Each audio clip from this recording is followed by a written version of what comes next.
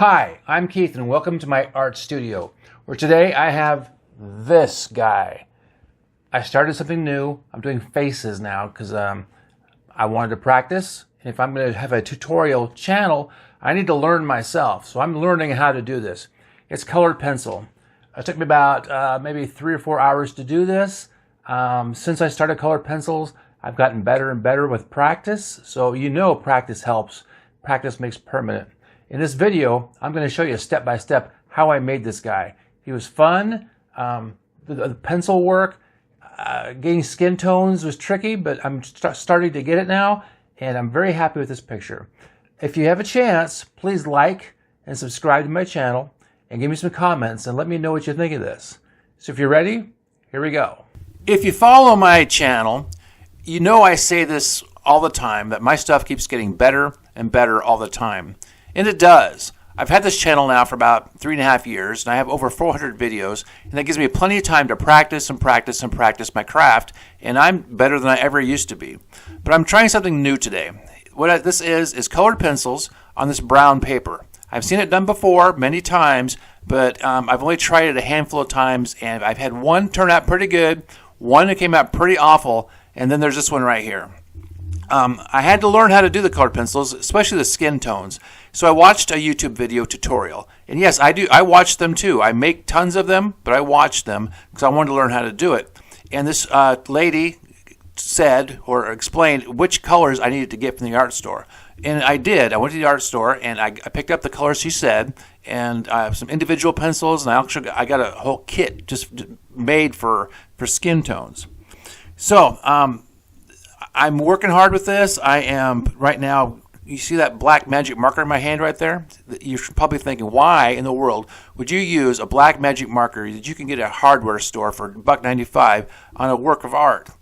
But recently, I went into the art store and I noticed an entire aisle dedicated just to marker pens. And I know marker pens have been around for a long time, but since I wasn't trying to use marker pens, I didn't really notice it.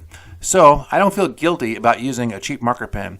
But this, right now, I'm using a brush pen. I didn't know those even existed, but brush pens work awesome if you want to do cross-hatching. If you're into comic book art and do cross-hatching, I would recommend picking up a brush pen. The thing cost me like $3.50, and it was well worth it.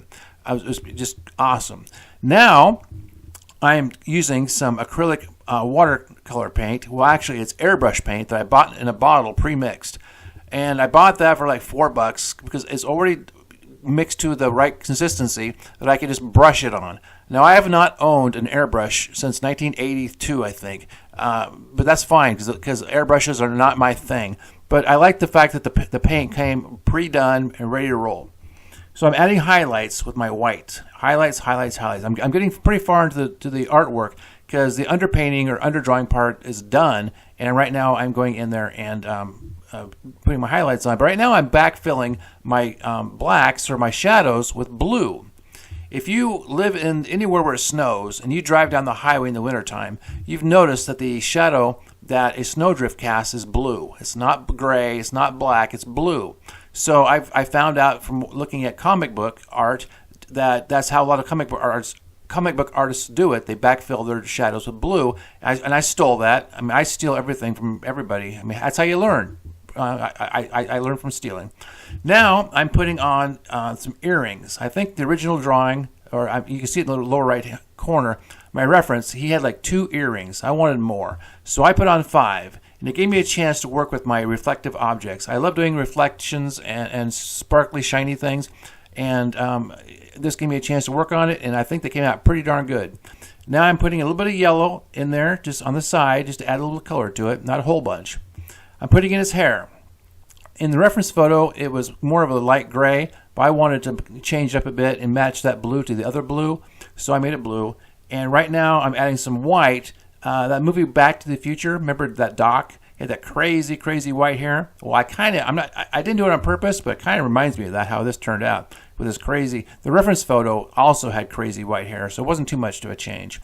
And then I learned something new. See how right here, this orange pencil?